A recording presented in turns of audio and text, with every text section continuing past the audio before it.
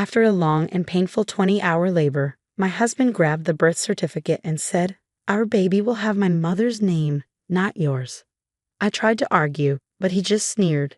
"You don't get a say." The nurse looked at me and whispered, "Want me to tell him the truth?" My heart raced as everything seemed to shift in that moment. I had been with Mark for 6 years and married for 3. I thought we had a strong relationship, but I was wrong. There had been signs I ignored, signs I should have noticed.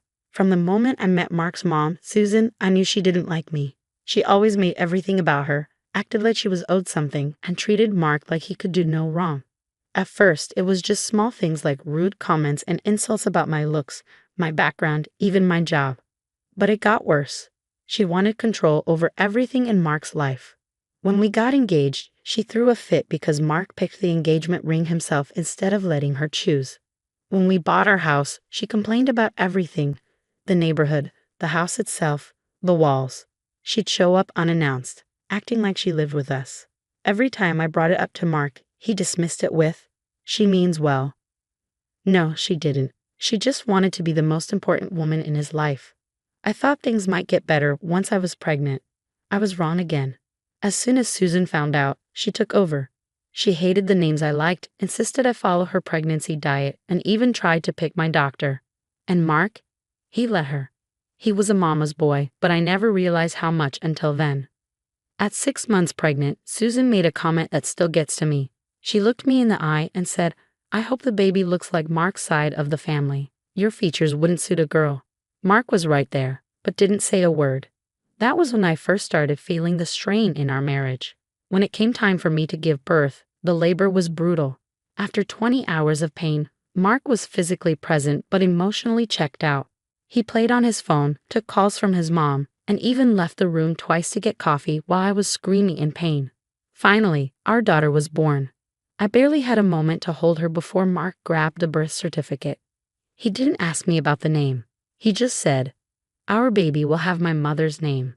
I thought he was joking, but he wasn't. I was too weak to argue, but I whispered, "No."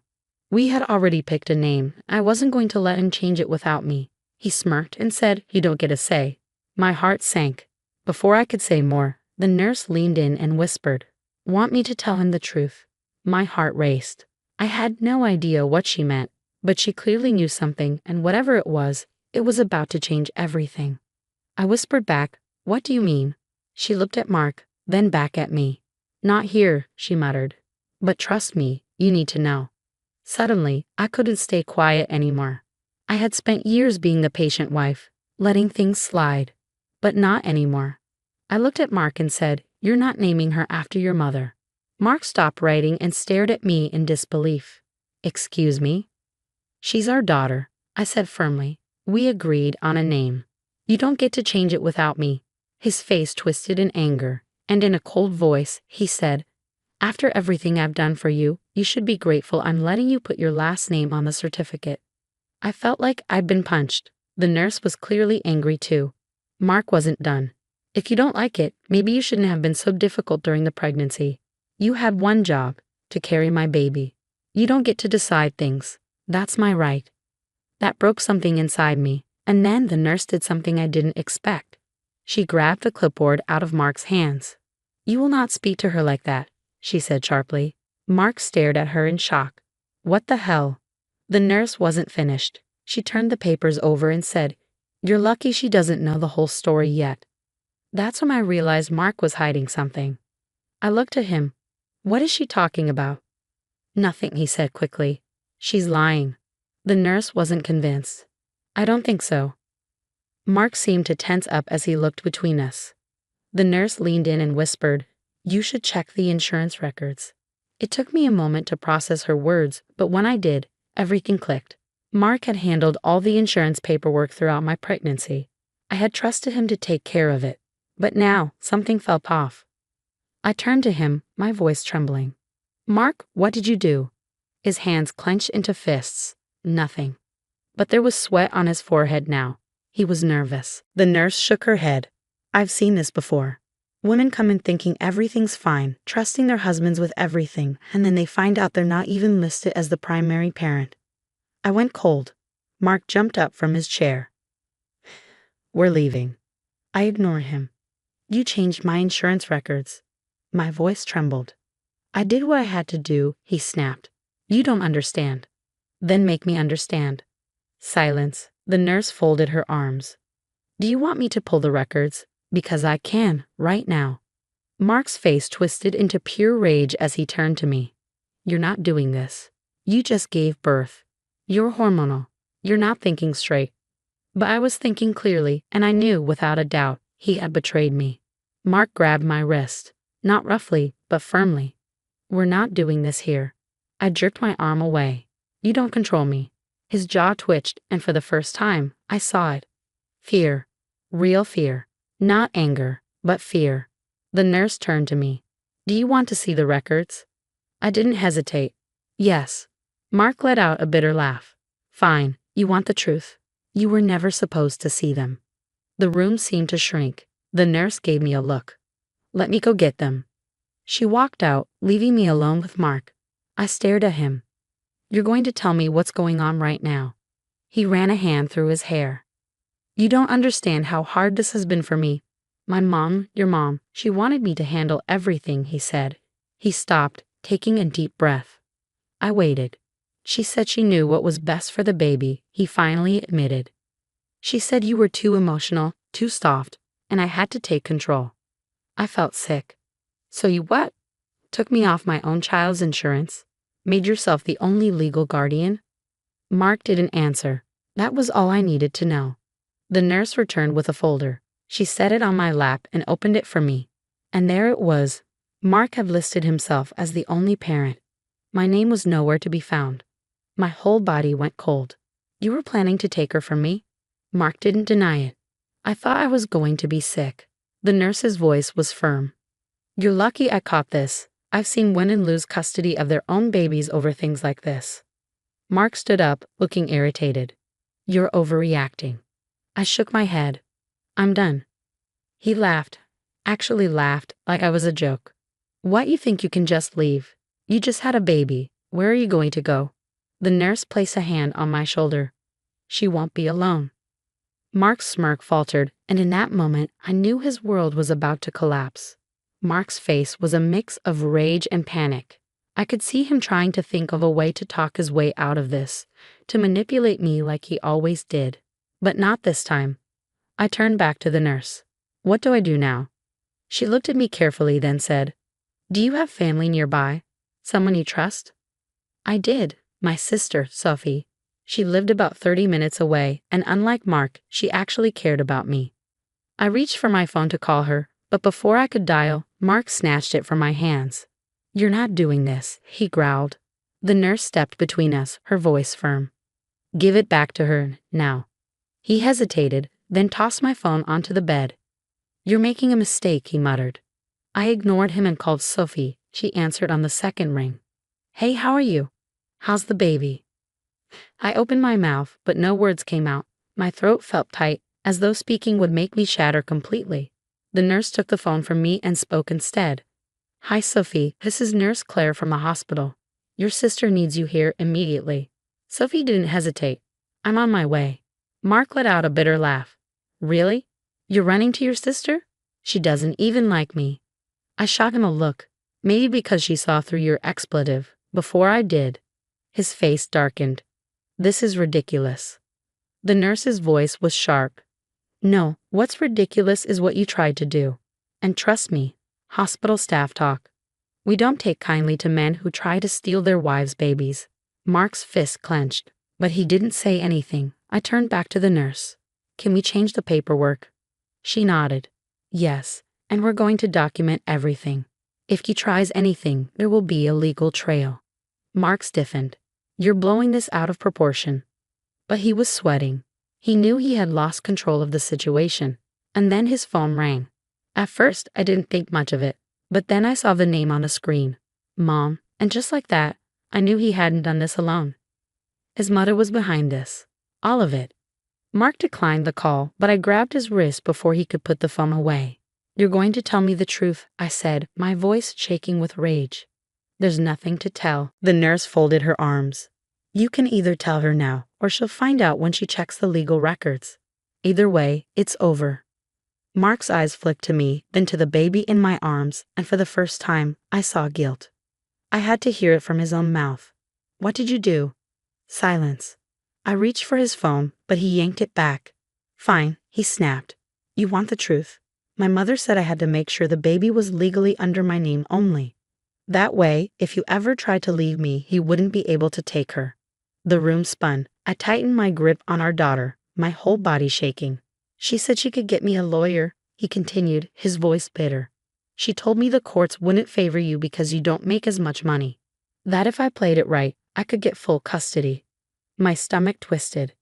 His mother had been planning to rip my baby away from me before she was even born. The worst part, Mark went along with it. I felt like I was going to throw up. Why? I whispered. Why would you do this to me? Mark rubbed a hand over his face. Because you never respected my mother. The room went silent. The nurse sucked in a sharp breath. Oh my God, she muttered. I laughed a cold, hollow laugh. You tried to steal my child because I didn't worship your mother. Mark didn't answer. That was all I needed to know. The nurse turned to me. We're going to fix this right now. She grabbed my paperwork and walked out of the room, probably to get the hospital administrator involved. Mark moved toward me. Look this guy out of hand. We can fix it. I held my daughter tighter. There is no we anymore. His face twisted. I am her father and I am her mother. I shot back. And unlike you, I won't use her as a weapon. His jaw clenched. You're making a mistake. No, I said, my voice firm. The only mistake I made was trusting you. At that moment, Sophie walked in. She took one look at my face and knew something was wrong. What the hell is going on? Before I could answer, Mark's phone rang again. This time, Sophie snatched it out of his hand. She looked at the screen. It wasn't just his mother calling. There were texts, lots of them.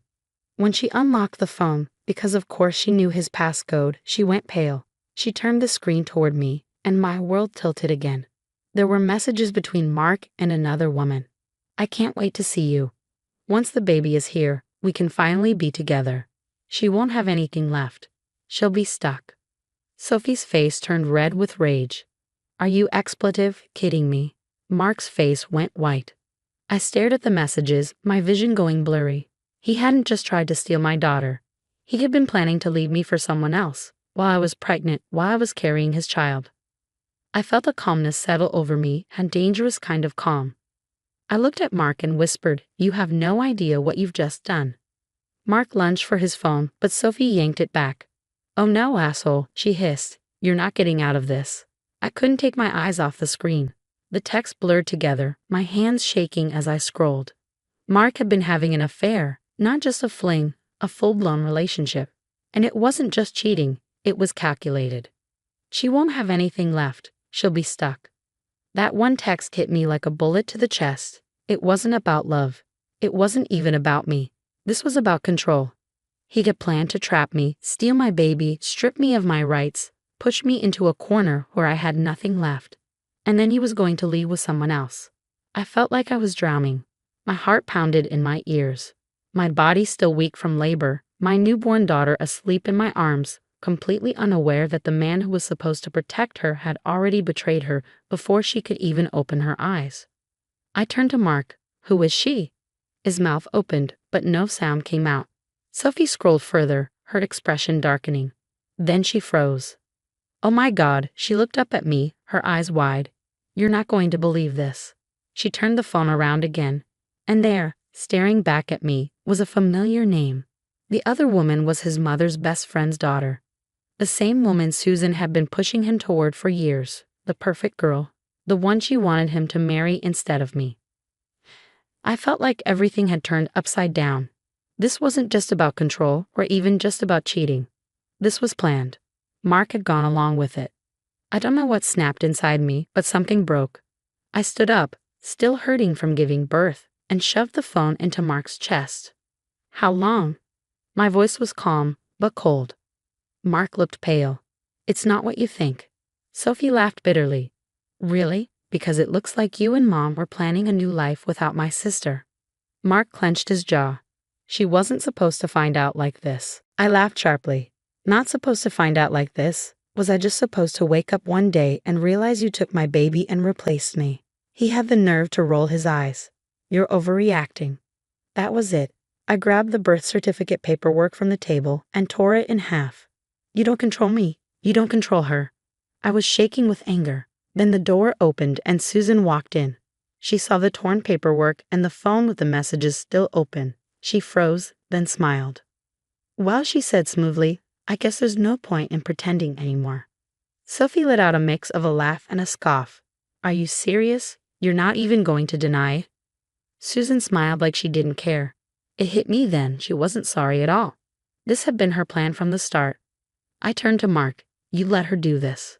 Mark stayed quiet, not looking at me. He knew there was nothing to say.